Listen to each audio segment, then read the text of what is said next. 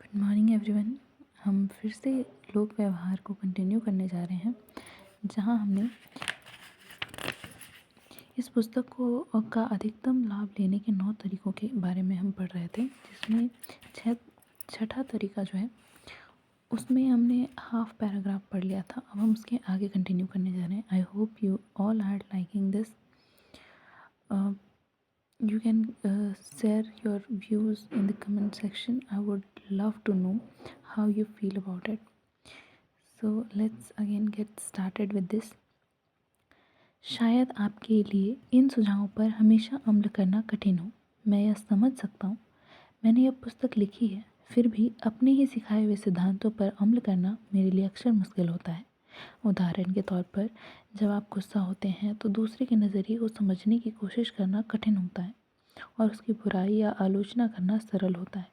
गलती निकालना तारीफ ढूंढने से हमेशा आसान होता है। अपनी मनपसंद चीज़ के बारे में बात करना दूसरे की मनपसंद चीज़ के बारे में बात करने से हमेशा आसान होता है। तो जब आप यह पुस्तक पढ़ें तो यह याद रखें कि आप केवल जानकारी हासिल करने की कोशिश नहीं कर रहे हैं, आप नई आदतें डालने की कोशिश कर रहे हैं और हाँ, आप नई जीवन शैली के लिए प्रयास कर रहे हैं। इसमें समय की आवश्यकता होती है और लगन की भी, और दैनिक अभ्यास की भी। इन पन्नों को अक्सर पढ़ें। ऐसा समझें कि यह मानवीय संबंधों पर एक वर्किंग हैंडबुक है। जब भी आपके सामने कोई भावनात्मक समस्या आए, जैसे बच्चे को डांटते समय, अपनी पत्नी को मनाते समय या नाराज़ ग्राहक से बात करते समय, तो अपनी भावनाओं पर काबू रखें। भावनाएं हमें अक्सर गलत रास्ते पर ले जाती हैं। इसके बजाय इस किताब के जादुई सिद्धांतों का इस्तेमाल करें। उन वाक्यांशों को पढ़ें जिन पर आपने निशान लगाए हैं। अगर आप ईमानदारी से इन सिद्धांतों को अपने जीवन में उतारते हैं तो आप देखेंगे कि इन सिद्धांतों ने आपकी किस्मत बदल दी है, जादू कर दिया है। अपनी पत्नी, बच्चे या किसी बिजनेस सहयोगी के सामने यह प्रस्ताव रखें कि जब भी वह आपको किसी निश्चित सिद्धांत का उल्लंघन करते देखेगा और आपको बताएगा, तो आप उसे ₹1 देंगे। इस खेल से आप नियमों को जल्दी और स्थायी तौर पर सीख पाएंगे। 8वां, वॉल स्ट्रीट में स्थित एक महत्वपूर्ण बैंक के प्रेसिडेंट ने हमारी क्लास में यह बताया था कि वे आत्म सुधार के एक अचूक सिस्टम को काम मिलाते हैं। यह व्यक्ति ज़्यादा शिक्षित नहीं था, परंतु वह अमेरिका के सर्वाधिक महत्वपूर्ण फाइनेंसर्स में से एक था।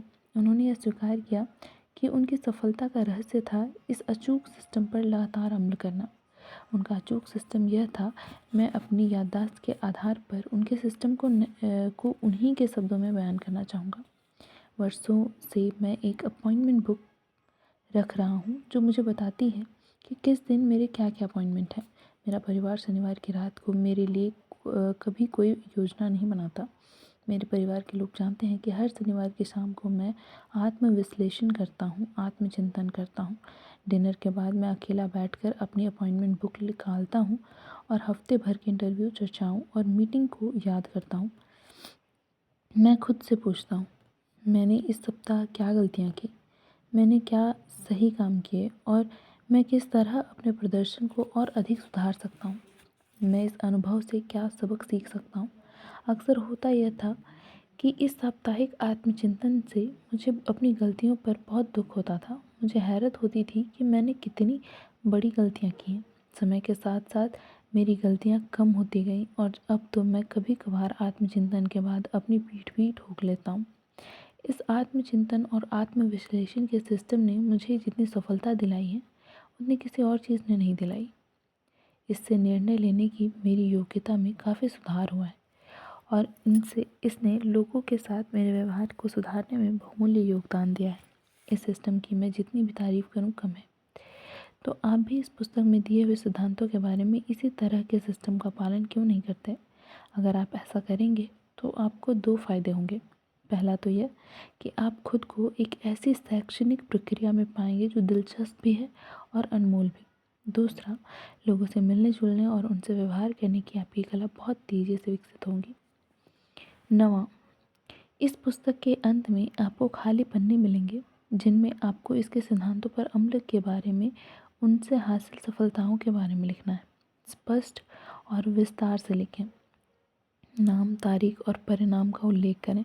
इस तरह का रिकॉर्ड रखने से आपको अधिक प्रयास करने की प्रेरणा मिलेगी। कुछ साल बाद जब आप किसी शाम को इस रिकॉर्ड को देखेंगे तो आपको कितनी रोमांचक अनुभूति होगी। इस पुस्तक से अधिकतम लाभ लेने के लिए आपको मानवीय संबंधों के सिद्धांतों को सीखने की प्रबल और गहरी इच्छा विकसित करनी होगी। अगले अध्याय को पढ़ने से पहले हर अध्याय को दोबारा पढ़ना होगा। पढ़ते समय अक्सर थोड़ा ठहरकर खुद से यह पूछना होगा कि आप हर सुझाव को अपने जीवन में कैसे उतार सकते हैं। हर महत्वपूर्ण विचार को अंडरलाइन करना होगा। हर महीने इस पुस्तक को दोबारा पढ़ना होगा। हर अवसर पर इन सिद्धांतों पर अमल करना होगा। इस पुस्तक का प्रयोग आप वर्किंग हैंडबुक की तरह करें जिसमें आपकी रोज़मर्रा की समस्याओं को सुलझाने का व्यवहारिक तरीका सिखाया गया है। अपने दोस्त से वादा करें कि अगर वह आपको किसी भी सिद्धांत का उल्लंघन करते हुए पकड़ लेगा तो आप उसे 5 रुपये देंगे और इस तरह खेल खेल में आत्म सुधार की राह पर चलें। आपको हर सप्ताह अपनी प्रगति का मूल्यांकन करना होगा। साथ ही खुद से पूछना होगा कि आपने क्या गलतियाँ की हैं, आप में क्या सुधार हुआ और भविष्य के लिए आपने क्या सबक सीखे हैं। इस पुस्तक के पीछे अपने नोट्स लिखें जिनमें यह दर्ज हो कि आपने इन सिद्धांतों को कब और कैसे लागू किया।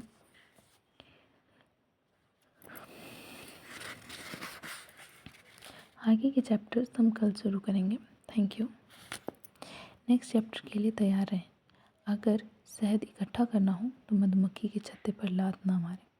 Stay tune for the next class. Thank you.